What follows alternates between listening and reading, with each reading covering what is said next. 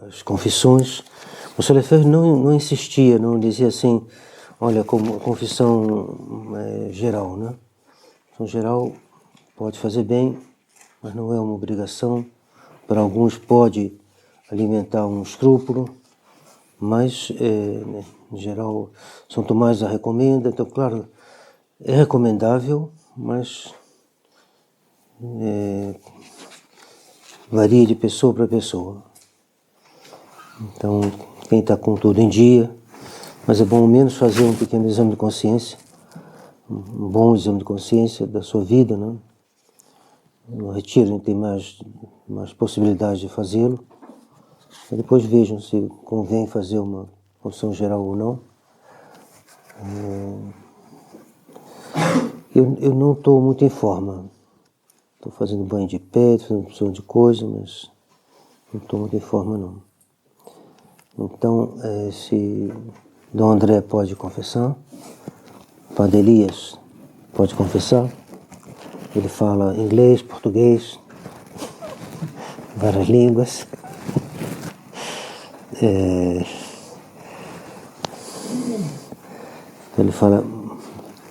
Ele fala inglês, o português ele entende um pouco, então ou preparem em inglês, mas acaba se entendendo, não tem muito problema não. Nas missões ele está confessando as pessoas, então prova que é possível. Então, os novíssimos, morte, juízo, inferno, paraíso. Dom Antônio dizia que um retiro no qual não se fala dos novíssimos era um retiro que não estava bem. Então, procurar, o pregador deve falar também dos novíssimos. Padre, como se chama, Barrière, né? Ele, na sua congregação, esse método de Santo Inácio, né, fala necessariamente, não só fala, mas meditações aprofundadas sobre os novíssimos. Pensai nos novíssimos e não pecarás. Primeira meditação, a morte, juízo, inferno, paraíso. O que é a morte? A morte é a separação da alma e do corpo. O que dá vida à nossa alma, ao nosso corpo, é a alma. E tem uma união da alma e do corpo. As pessoas que não são católicas ou que não têm boa filosofia, pode-se fazer uma ideia errada sobre o composto humano, né? Nós temos uma alma e temos um corpo. A alma dá a vida ao corpo. Se há uma separação entre a alma e o corpo, há a morte. Ponto final. Se o corpo está de tal maneira deteriorado que a alma não consegue mais manter ele em funcionamento, né, em vida, né, se faz essa separação. Ou por velhice, ou porque levou uma ferida muito grande, atingiu algum órgão sem o qual o corpo não pode viver. Nesse momento se faz uma separação. Ela é um castigo por causa do pecado original. No paraíso a gente podia, quer dizer, como a alma, como o ser humano é um composto, o que é composto pode ser decomposto, mas não era esse o regime no paraíso. A gente tinha passado o paraíso para a visão beatífica, sem haver sem haver essa separação, né? Sem a morte.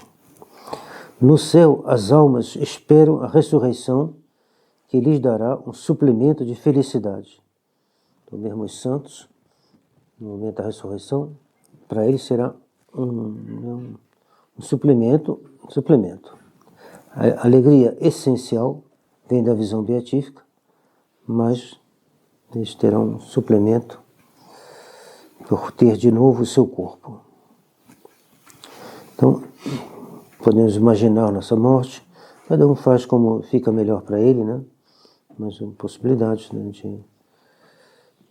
Nosso Lefebvre, num sermão, dizia, no sermão, no conversa, Disse, ó, todas as pessoas da minha idade que eu conheci, praticamente todas já morreram. Então, sinal não, mas vou constatando, né? Então, eu provavelmente, meus amigos dos primeiros tempos, já morreram. Eu vou morrer daqui a pouco. Então, à medida que a idade vai avançando, a gente pode morrer com a idade jovem, né? Mas, se não morrer o jovem, vai morrer velho. Não tem outra saída, né? Então, estamos aproximando da morte. Então, imaginemos nossa morte.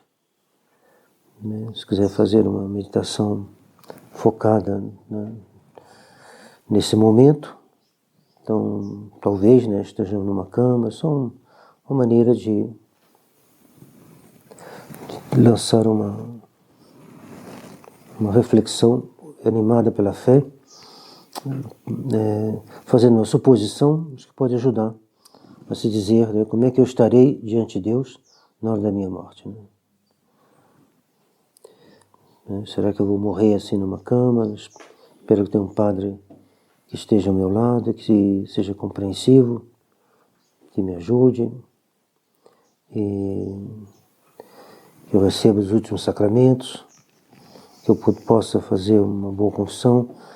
E uma boa confissão, se a alma sempre fez boas confissões, ela não tem muito. Então, Gertrudes uma vez caiu num barranco, ou quase caiu, não sei bem como foi, e as irmãs falaram, nossa, se tivesse caído e morrido, nossa, ia morrer sem os sacramentos. Ela falou, não, é bom morrer com os sacramentos, mas o melhor é o que Deus prepara para nós. Eu não ficaria inquietada, não, de morrer sem os sacramentos. Então, essa alma que está sempre confessa, né? Direito canônico pede para nós, eu não sei até hoje eu não sei dizer se é sob pena de pecado ou não, penso que não. Mais uma coisa a perguntar. Irmão João da Cruz, podia perguntar, Maria Dominique, se que está no direito canônico sobre a frequência da confissão, é obrigação sob pena de pecado venial, alguma coisa assim, ou só uma indicação? Então, se a pessoa está sempre se confessando direitinho, ela está pronta para morrer. Que nem esse santo, Nosso de Gonzaga, estava brincando e falaram, se a gente fosse morrer agora, fim do mundo, o que você ia fazer? Ele falou, eu ia continuar a brincar, aproveitar os últimos minutos da história do mundo, para dar um chute numa bola aqui, talvez eu consiga fazer um gol. Aí, então, os outros falaram, não, eu vou me confessar, está muito bom se confessar. Mas ele falou, eu ia continuar a brincar. Então, se a alma está pronta, né?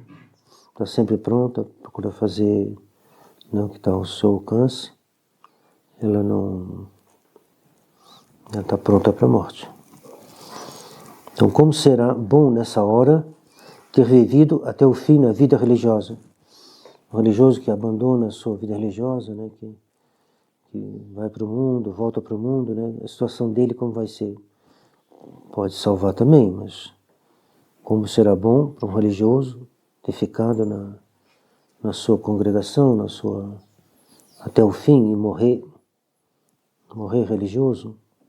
E mais ainda, se ele procurou viver bem sua vida religiosa, né? Como essa última confissão, se pudesse confessar, né? Como ela deve ser verdadeira, né? Ela é preparada, né? A morte é preparada pelo tempo da nossa vida, né? Ser bem sincero, confessar com sinceridade, e que a hora da morte vai ser a hora da verdade. Preparemo-la desde já, nos confessando com sinceridade, com contrição. Em seguida virá a agonia. Santa Teresinha diz algo bem interessante.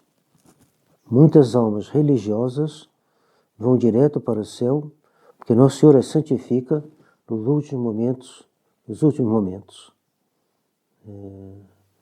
Então, essa agonia, né, tudo isso, é um meio de purificar a alma, de maneira que ela possa ir mais rapidamente para o céu.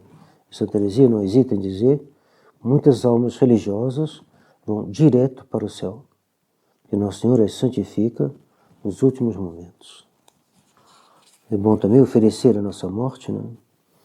Senhor e meu Deus, desde esse momento, qualquer que seja o gênero de morte com que me queirás chamar, aceito-a humilde e resignadamente, com todas as suas dores, angústias e sofrimentos.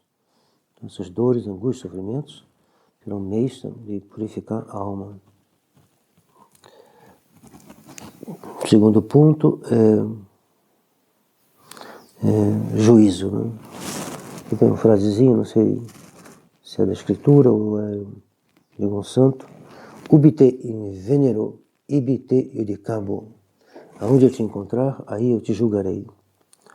Esse juízo será como a morte. Se viveu bem, fez uma morte nos braços de Deus, o juízo também será. Mas é bom preparar esse momento do juízo. Apareceremos diante de Deus, que nos julgará. Nossa consciência se iluminará e veremos tudo sobre uma luz verdadeira, sem hesitações, sem duplicidade, sem atenuações, nem exagerações também não. Porque a pessoa que está no momento, né, sob o domínio, né, influência de um escrúpulo, ele aumenta tudo. Aí no juízo final, no juízo particular, nós vamos dizer, não foi tanto assim não, né? Você está exagerando. Eu pequei mortalmente quando eu fiz aquela coisa. Não. Foi só venial. Então nós vamos botar as coisas na verdade. A pessoa não poderá enganar o seu juiz, nem poderá se enganar a si mesma com uma luz deformada, né? Nem para um lado, nem para o outro. Nem aquém, nem além. Será a verdade tal qual. Sim, né? E nós veremos o que é estar diante da verdade ela mesma. Terá algo de impressionante, porque a gente normalmente, frequentemente, a tendência ao menos, do ser humano é de fugir da verdade quando se trata de botar o dedo na ferida.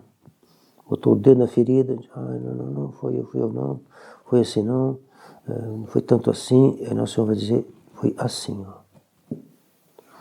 E a alma então vai baixar a cabeça, né? Ela não vai se desculpar, porque não tem como nessa hora, né? Esse juízo nos espantará se em vida vivermos na mentira. Então, se a gente não quis escutar os conselhos que foram dados, não quis escutar as luzes que a gente recebeu, então a gente vai vivendo na mentira. Não quero falar mal de ninguém, mas é interessante. O padre Benefice, que era nosso confessor lá na França, ele tinha conhecido as irmãs, tinha conhecido o Carmelo de Lisieux. E aquela irmã, que Santa Teresinha fez um esforço sobre-humano para tratar ela bem, e essa irmã, depois da morte de Santa Teresinha, tudo, aí ela falava assim, não sei se ela falou para o padre Benefício, ou não sei bem como é, mas ele me contava que ela falava assim, Santa Teresinha, e eu era a preferida dela, todo mundo fazia... Então ela vivia na mentira, assim,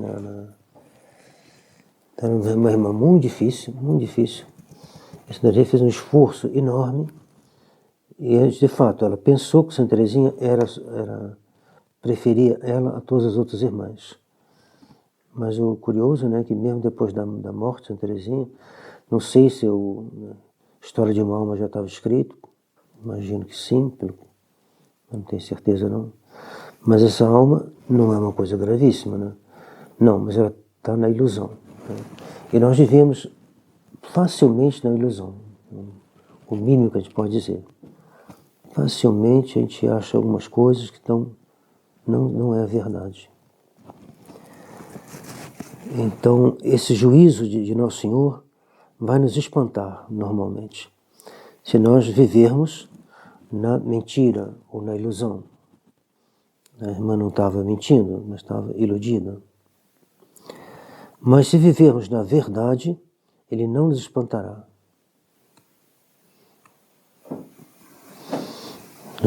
Um santo, né, diante de Deus, São Pio X, o Senhor dirá, não sei como foi, né, mas foi bem favorável, né,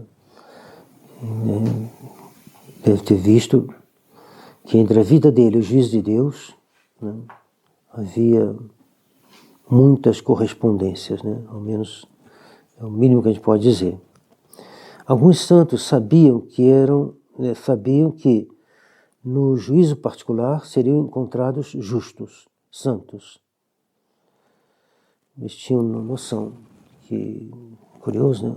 Parece, eu não sei, o Corsão que falou de uma vez assim, eu não sei se tem razão ou não, mas acho que tem. Ele dizia assim, tem santos que sabem que são santos e santos que não sabem que são santos. E aí lá no mosteiro tinha um monge assim, não, ele não pode saber que ele é santo, porque se ele sabe que ele é santo, ele deixa de ser santo. Eu não sei, mas já está muito complicado. Eu sei que tem alguns que se exprimem de uma tal maneira que dá para ver que o Teresinha dizia, pega essas pétalas aí, pega isso aí que caiu aí da minha mão, que mais tarde isso vai fazer pessoas felizes com isso aí. Ou seja, isso é uma relíquia, tá? Entendeu bem? Então, pega e guarda. Então, é assim, é como Deus quer. Então, esse porque vive na verdade, né? Santa Teresinha, antes de morrer, dizia, né, eu sempre procurei a verdade, uma frase assim que eu não estou lembrando.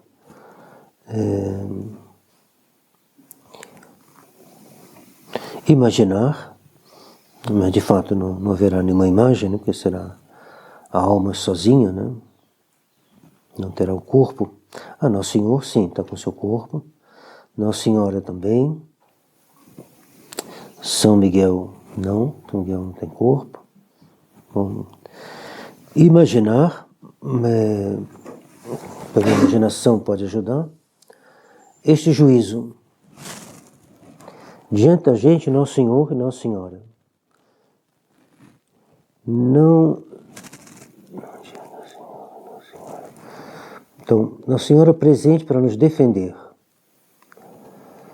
Então, fazendo aqui uma imaginação, mas o que é certo é que Deus nos julga, supõe que não há um interrogatório, nem um tempo para um defender o outro, não sei. Realmente eu não sei.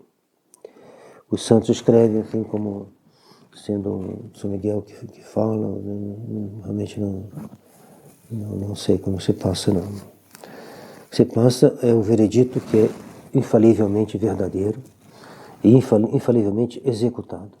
Mas a gente pode imaginar, isso que pode ajudar, né? Nosso Senhor, Nossa Senhora, São Miguel e o demônio. O demônio para nos acusar. Então o demônio tem o papel do acusador.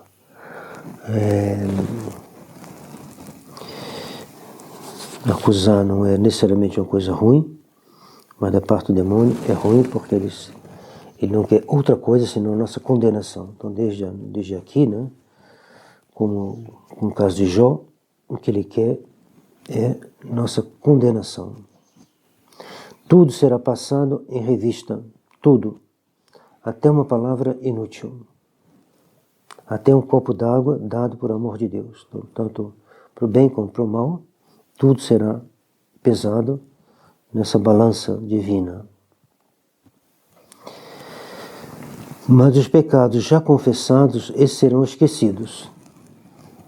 Mas tem também a pena devida ao pecado. Essa se pagará no purgatório, se não já tiver sido pecado. Aqui tem uma citação de Santa Teresinha que está aqui, mas eu não sei de onde eu tirei. Eu repito ela de vez em quando, mas eu não sei de onde eu tirei. Eu nunca vi ela de novo. Deus não tem memória e não sabe contar. Então, se a pessoa fez penitência pelos seus pecados, submeteu ao poder da confissão, o sangue do Senhor apaga os pecados. E se for uma contrição, os conjuntos a gente aproveita inteiramente da confissão, e de outras ocasiões também, mas sobretudo da confissão, aquilo ali está apagado.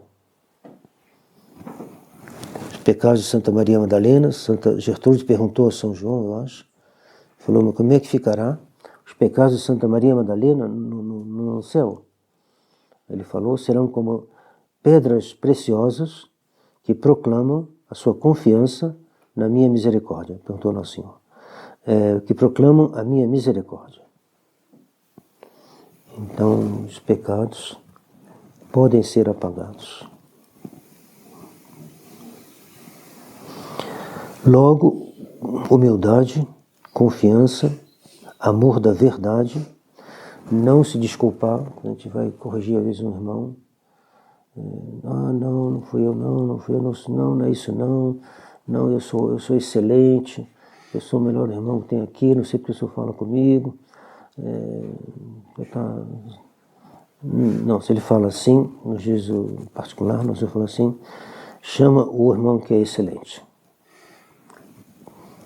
Ele está falando com você, vai lá. Então, não se desculpar aqui, para que nós não tomar a nossa defesa aqui, para que Nosso Senhor tome a nossa defesa, Nossa Senhora, Nosso Senhor, no dia do juízo. Ele vai nos proteger. O amor da verdade conduz ao fato de a gente ser aprovado no dia do juízo. Quem é que pode ver? Por exemplo, Nosso Senhor pergunta para a mulher, né? Nem pergunta, né? Vai, não peques mais. Então, quando ele pergunta a samaritana, ela não esconde, né? Ela podia dizer, não, eu tenho um marido, você já teve 5? Não, foi 5 não, foi 3 só, não sei. Ela não fez isso. Ela falou a verdade e aí recebeu o perdão. Então, o amor da verdade. Agora, se uma coisa que não é verdade, a gente fala pra gente, né? O senhor fez assim, ossado, assim, e aí não é verdade. Não é bom. A gente não é obrigado a se defender sempre, mas cuidado, porque às vezes uma coisa mais fácil é assim, quem quebrou isso aqui? Foi você que quebrou isso aqui? Não. Bom, é verdade, tudo bem. Agora quando fala assim, irmão,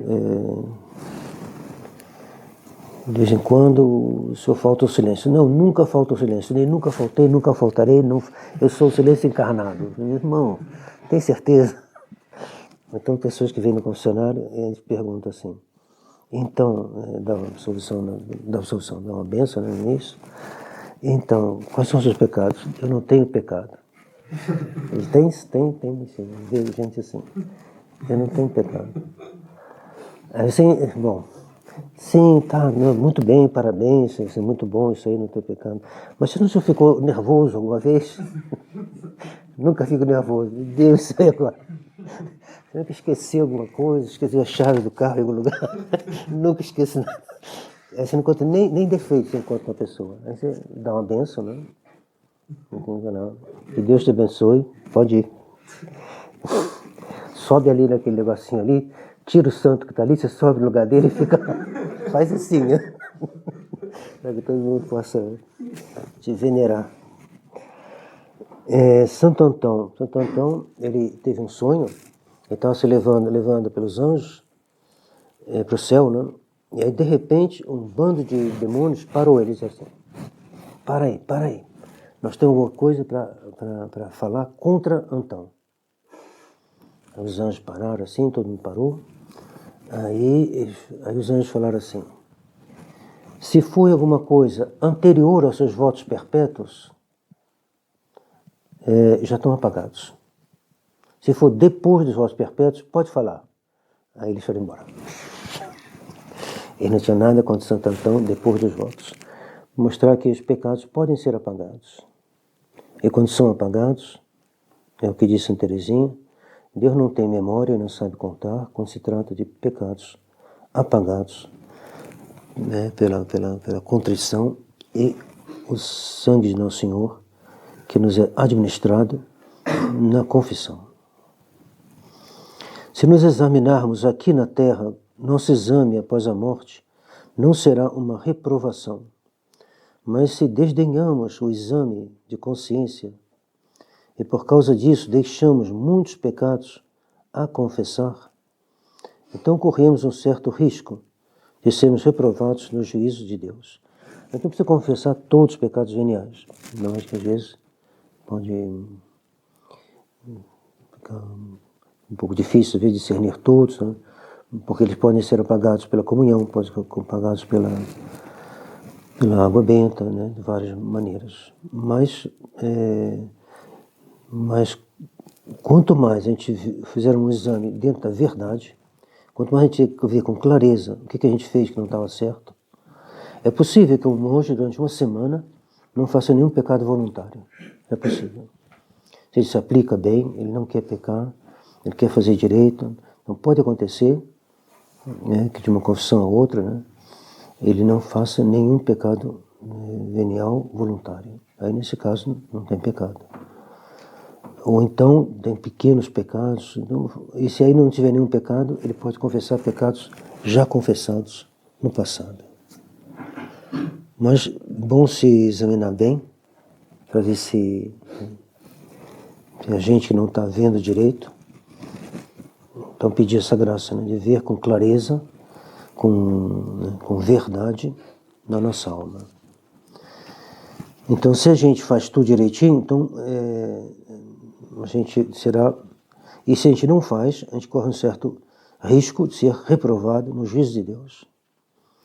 O juízo universal, que seguirá, então, no fim do mundo, e aí, na frente de todos os homens, uma humilhação sem precedentes para os maus e glorificação para os bons.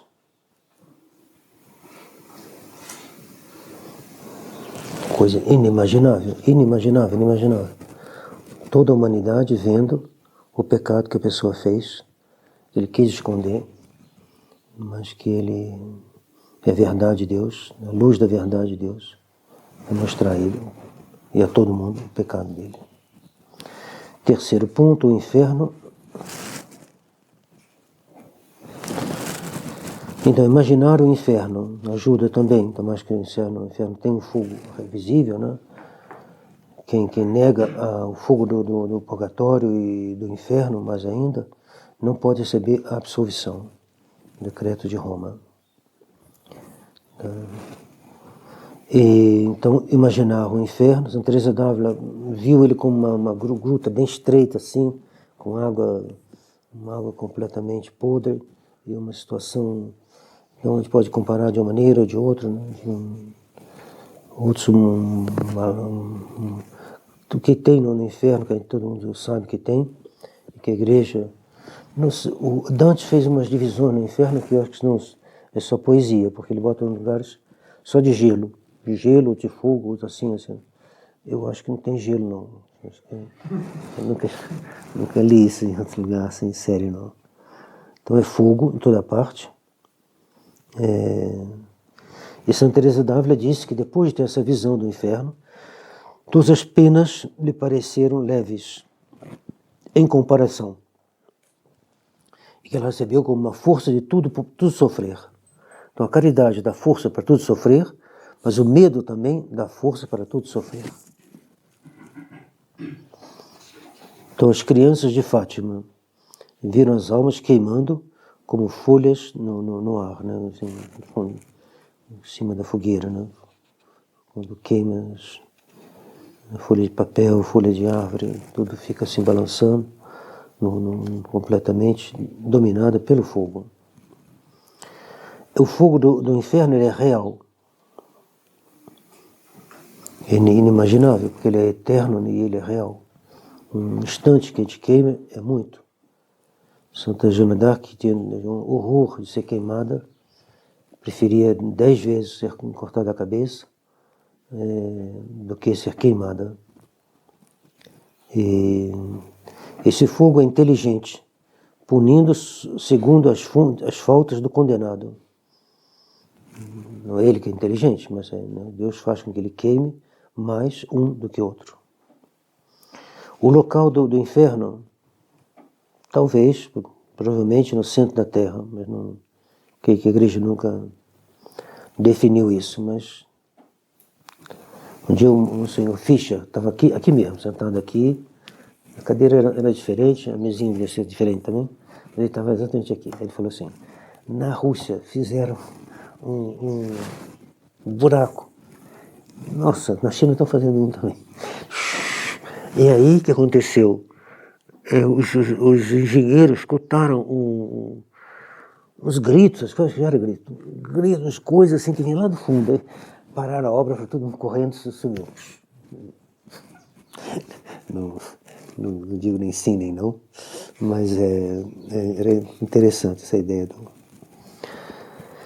Então, o Senhor abre o chão assim, eles veem, as crianças veem embaixo assim. É possível que esteja alguns teólogos pensam que de fato é o lugar mais, já que eles pecaram no mundo, sofrerão no centro da terra.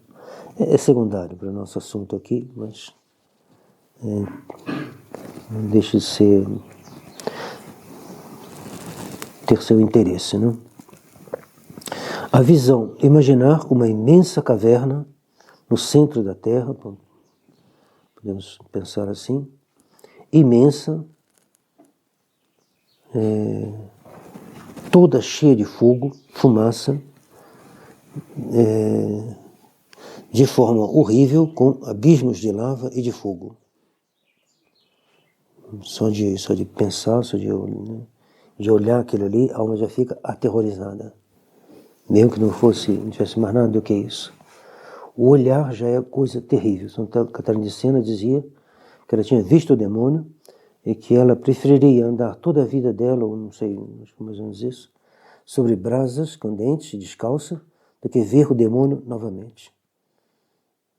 O demônio é uma natureza superior à nossa, e só de olhar e ver ele, então, só a vista já pode causar coisas terríveis na alma, de perturbação, de medo, então, audição, escutar os gritos dos condenados, gritos de desespero, gritos de blasfêmia, de raiva, de ódio, e particularmente de desespero, vendo que estarão ali para sempre.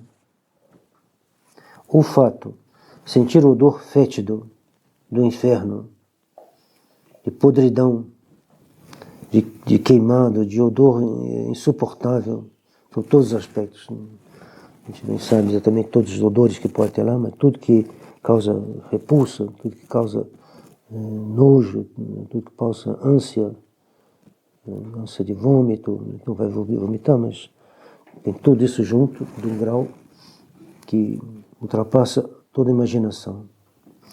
O paladar, tudo que há de mais repugnante, entrará pela boca dos condenados, sobretudo daqueles que pecaram pela boca. Também os que falavam mal dos outros terão um castigo próprio e particular. Então todos os pecados terão uma pena ligada em particular, né? Como normalmente a pessoa que morre em pecado mortal pecou com tudo, né? Sofrerá em tudo. Mas ele vai ser punido também assim em cada coisa. Isso pode nos ajudar, né? A língua com a qual eu falo uma mentira, ou acuso uma pessoa sem necessidade, ou conto um pecado ou outro sem necessidade, tudo isso, é essa língua que vai sofrer. A mesma, né? Purgatório, queira Deus, não seja no inferno. Mas para dizer que as punições são né, relacionadas com o pecado. O tato, aqui o sofrimento será extremo. O fogo, as fincadas dos demônios, que atormentarão os condenados, os réprobos, de todas as formas.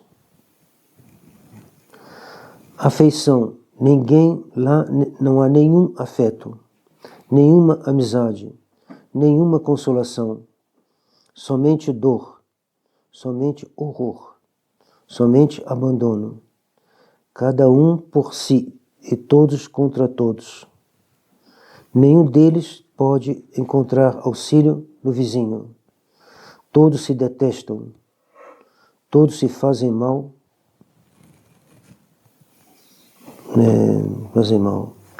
brutalmente, mutuamente, se fazem mal mutuamente. Coisa terrível, né? Imagina um lugar, um bar assim, tá todo mundo brigando, um dando uma facada no outro, o outro dando com uma garrafa na cabeça do outro, e todos querendo matar o outro. Todo mundo quer sair desse bar, né? Lá é um bar que ninguém pode sair. E vai ser assim eternamente. Todos se detestando, se chutando. E sem ganhar também, né? Não tem nem essa consolação. Porque ali todos perdem. Tudo isso por causa do pecado. Odiamos, pois, o pecado que merece uma tão grande pena, uma pena eterna. Eterna como a disposição eterna do pecado, que entre Deus e o pecador escolhe o pecado. Então, o pecador, ele queria pecar sempre. O guloso queria sempre estar comendo um franguinho assado, né? Ele não quer parar. Ele morre querendo comer. O outro que é outro tipo de pecado, ele morre querendo aquele pecado. Se ele morrer nessa disposição de ficar eternamente no pecado, é justo que ele seja eternamente punido. Agora, se ele se arrepende, é diferente. Arrepende, faz a confissão, tudo bem. Mas é ele mesmo que não quer estar com Deus. Ele não quer estar com Deus. Ele está como objeto do seu pecado. A eleição do pecador é também eterna. Por isso, sua pena é igualmente eterna. Paraíso. Aos que carregaram a cruz, que sofreram, que morreram na graça, que sofreram perseguição pela justiça, que suportaram as pequenas cruzes do dia a dia, as alfinetadas que nós nos damos mutuamente, consciente ou inconscientemente, tantas vezes. Pois bem, a este Nosso Senhor dirá, finalmente, né? Vocês fizeram isso por mim, né? Agora é minha vez de lhe mostrar como é que eu trato os meus amigos. Então nos dará a vida eterna. Agora é minha vez de mostrar como recompenso meus amigos, como sou fiel às minhas promessas e como amo os meus filhos. Então será o paraíso que não podemos nem imaginar, pois o que Deus preparou para os seus eleitos, jamais os olhos humanos viram, jamais os ouvidos ouviram, nem entrou no coração do homem. Hoje à tarde... Bom, tem uma indicação só. Então, no retiro de Santo Inácio, há muito isso assim, de meditar uma coisa precisa, né? Tem uns que preferem ficar numa oração mais quieta, assim, né? Sem botar muito a imaginação, o raciocínio para funcionar, né? Faça o que for ficar melhor.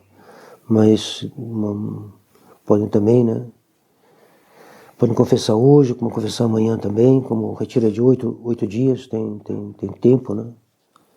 Mas se lhes ajudar, pode meditar sobre um desses pontos. Se não, pode fazer de outra maneira. Poderia ter acrescentado o purgatório também. Santa Teresinha chama o purgatório. Santa Teresinha, ela é assim, como dizer, ela é surpreendente. Tudo que ela diz é surpreendente. Ela dizia que o purgatório é um sofrimento inútil. Meu Deus do céu, será que ela não é progressista? Essa santa progressista. Ela diz, é melhor sofrer com mérito aqui nesse mundo do que sofrer sem mérito no purgatório. É evidente. Uma vez que a gente para para pensar. Só vai para o purgatório quem não quis ir direto para o céu. Mas que ideia! O que você prefere, ir direto para o céu ou dar uma paradinha no purgatório? Eu quero dar uma paradinha no purgatório. Ah, é? Então tá bom. Felicidades. Tchau. E aí, pum. Bom, é fácil de falar, mas é difícil de fazer, né? Tudo aceitar de bom grado. Aceitar tudo. Todos os sofrimentos que Deus nos envia. Aceitá-los com amor. A Teresinha dizia às noviças, nada de purgatório. Bom, é a mesma coisa. Meditar sobre um desses pontos e depois fazer o exame de consciência. Ou do ano todo, ou da vida toda, mas como dizia Solefer, não se forcem a fazer muitos exames, confissões gerais, não é uma coisa indispensável. Para alguns pode ser muito útil, para outros nem tanto. Ou então a partir da última confissão, segundo o conselho do seu diretor. Confissões não começam hoje. Eu vou ainda botar uma folha lá para atendimento. Então continua o nosso retiro.